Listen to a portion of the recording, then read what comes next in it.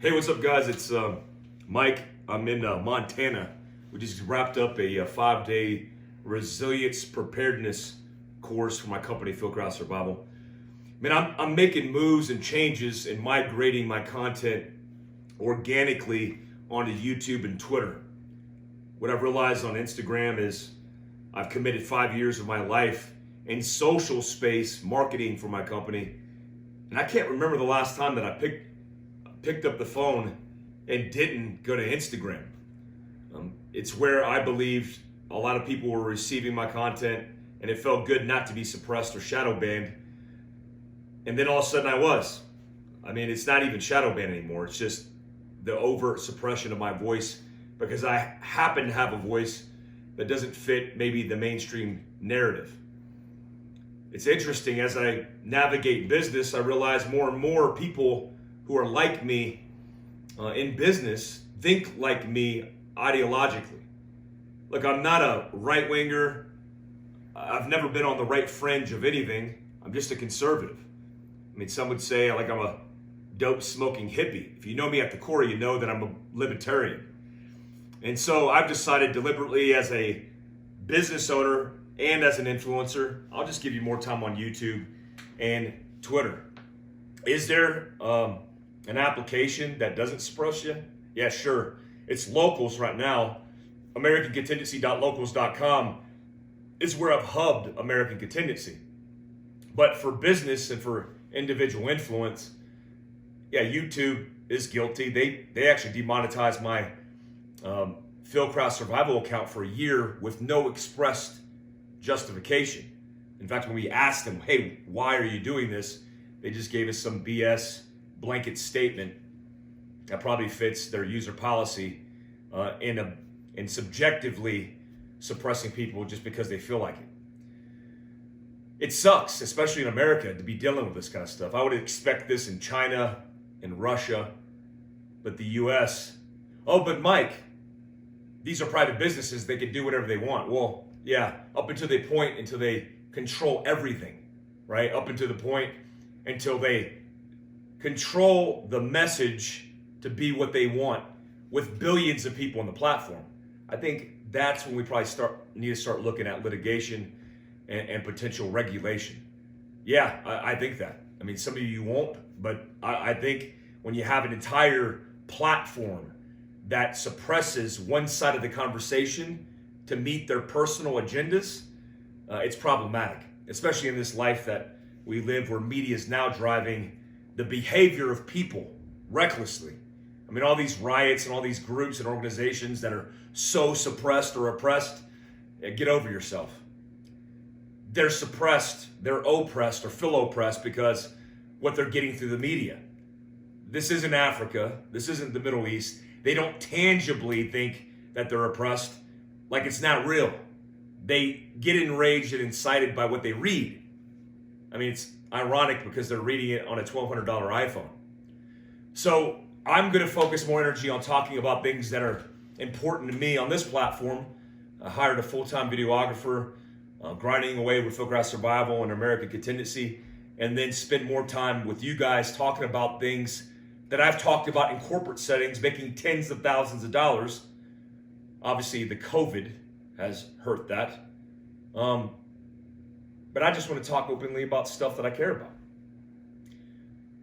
Something that I've repeated and heard myself repeat over the last couple of weeks is this idea of allocation of time. That you only have so many hours in the day. Now living in a world in business, personal relationships, friendships, associates, I've realized I don't have enough time. And I've capped out my time. And now I'm trying to optimize how I communicate, how I schedule, and how I just live. I'm in beautiful Montana right now. I'm sitting on a table, or sitting in front of a table on a chair working, talking about mindset. It's because this is truly my passion. So I've decided to allocate my time for you. But in the allocation of time, so many people waste so much of it because they don't understand that principle.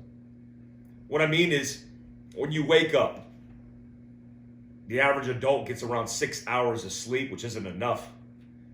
And you spend a lot of your time during the day on bullshit, on things that don't matter, on arguing with your spouse, on trolling other people's social media, on navigating social media, on watching Netflix until you've reached the end of it. I mean, I'm guilty of it, vegging out and trying to relax and take my mind off of things. But now we live in a world where your mind is just always taken off of things, where principally you don't allocate your time towards things that are important. If you want to be successful in any one particular thing, you have to invest the right amount of time. That's quality time. For example, relationships. I'm going to meet up with Andy Stumpton. I think this Friday we're talking about relationships on Full Auto Friday. I'm the worst person to communicate about relationships. You know, that whole comedian guy, probably can't even say his name because I'll get copyright infringed. But there's a comedian talked about relationships and he called them relationships. That's kind of my perspective on it. Because I was wasting the right time probably in the wrong people, and decided at some point I needed to find the right people and not necessarily navigate relationships based on how fat a chick's ass was. So I want to spend more time, more quality time in the right sectors, like business, like people, like relationships, like my own health and wellness. So I encourage you to wake up every single day with a schedule, understanding almost down to the minute what you're going to do with that time.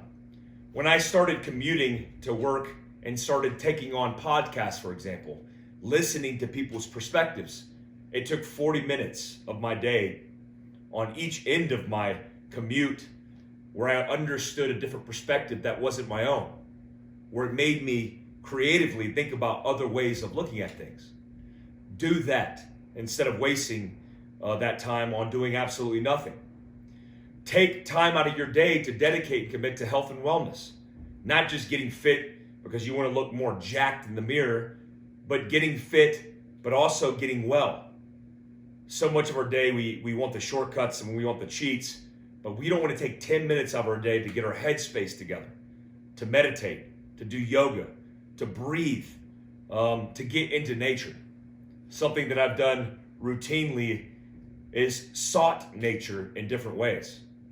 In fact, with the backdrop that I'm looking at right now, one of the tactics, even with my business now, is focus on survival because it will put me in the wood line where I need to be. Also, get a calendar, get a notebook, write down what you're going to do every single day and predict that calendar out to about 30 days. I run a 60 to 90 day calendar because I run a business. I encourage you at a minimum to start with a 30-day calendar and then lining out the schedule 1 week in advance. All these principles I didn't learn in the civilian sector, I learned them in the military. And what I've found is every single time I stray away from that and I'm lost literally in the sauce, I've come to discover it's because I don't have an idea of what I'm going to do day to day or week to week, or maybe even hour to hour. The allocation of time is the one thing that you could have control of in a chaotic world. I hope to talk about more of these things that might potentially give you a pro tip and help you. And stay tuned for this series that I'm calling Living My Prep Life. That's just a back door, not that kind of back door, but a back door into my world where you can see how it is to operate and to experience life of a preparedness CEO, a guy who focuses all of his attention on being better prepared. Until next time, guys, peace out. Oh yeah, you want to track over here and see the view? Don't show anything weird.